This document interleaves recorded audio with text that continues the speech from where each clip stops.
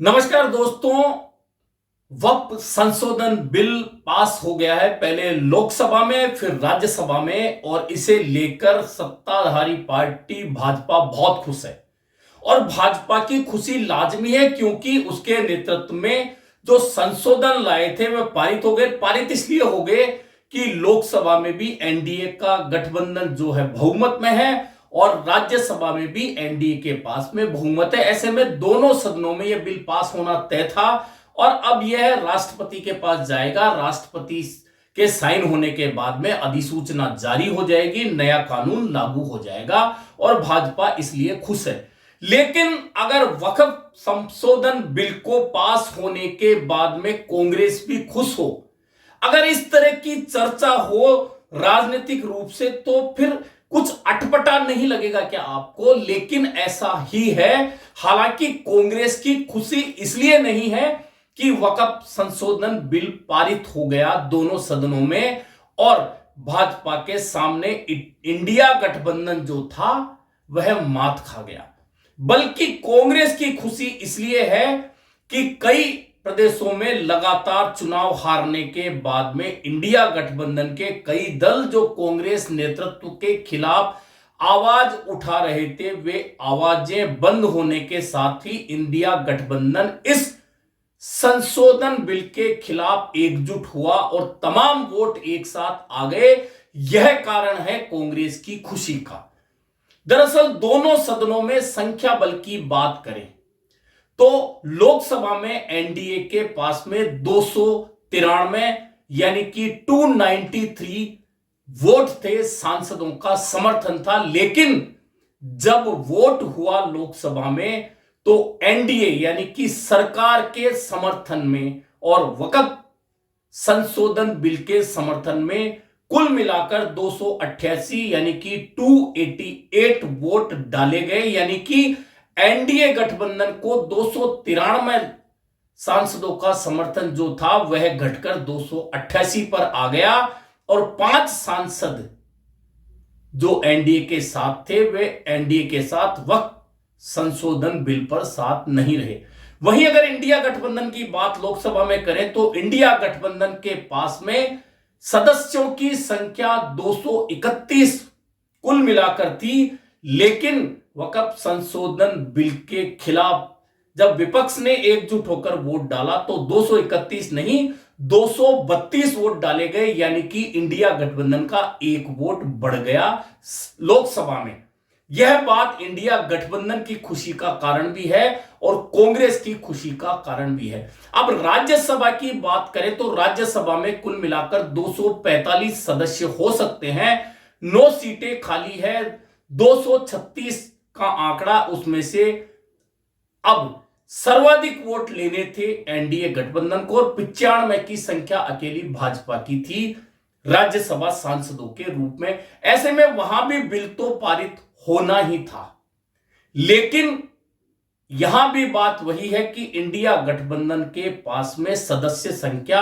91 थी, लेकिन बिल के खिलाफ 95 वोट डाले गए, यानी कि 4 वोटों की बढ़ोतरी राज्यसभा में वक्फ संशोधन बिल के खिलाफ विपक्ष के साथ रही और वह संख्या बढ़ गई। और यही कारण है कि वक्फ संशोधन बिल लोकसभा राज्यसभा में पारित होने से राजनीतिक रूप से कांग्रेस निराश हुई हो, लेकिन एक राजनीतिक फायदा यह मिला कि हरियाणा, महाराष्ट्र और दिल्ली चुनाव हारने के बाद कांग्रेस जो नेतृत्व कर रही है इंडिया गठबंधन का, उसके नेतृत्व पर सवाल उठ रहे थे। लेकिन अब वक्फ संशोधन बिल पर विपक्ष एकजुट होकर लोकसभा और राज्यसभा में जब वोटिंग कर रहा था तो दोनों ही जगह उसके सदस्यों की संख्या यानी कि वोटों की संख्या सदन के अंदर बढ़ी है और यह विपक्ष और इंडिया गठबंधन के लिए खुशी का कारण हो सकता है, क्योंकि अब बहुत महत्वपूर्ण चुनाव बिहार का आने वाला है। और बिहार का चुनाव इसलिए महत्वपूर्ण है कि वक्फ संशोधन बिल के समर्थन में नीतीश कुमार की जेडीयू ने वोट किया है और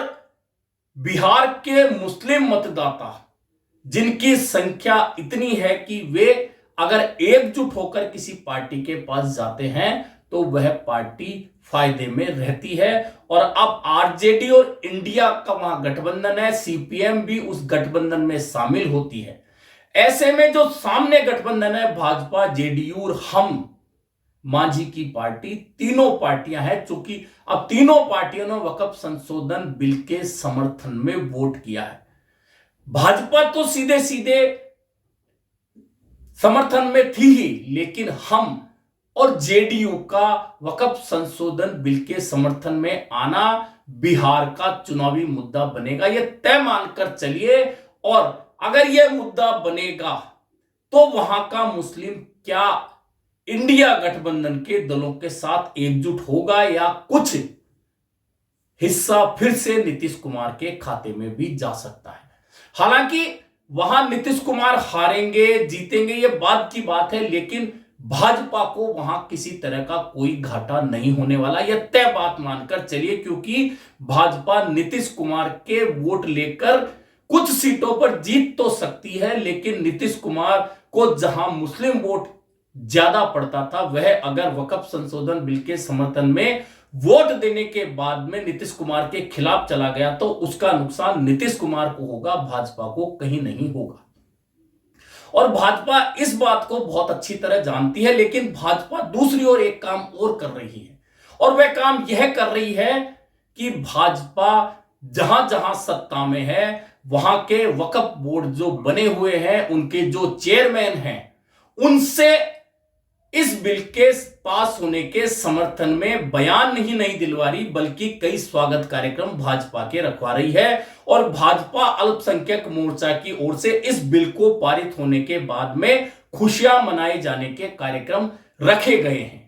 दरअसल भाजपा इसके सहारे यह दिखाना चाहती है कि इस बिल के पास होने से मुस्लिम खुश हैं, और विपक्ष जिस तरह से गला फाड़ रहा था और नुकसान बता रहा था, मुसलमानों को इस मामले में डरा रहा था, वह गलत है। और खुद प्रधानमंत्री नरेंद्र मोदी ने यह बात कही है कि जो दबे हुए, कुचले हुए, पिछड़े मुस्लिम हैं, जिन्हें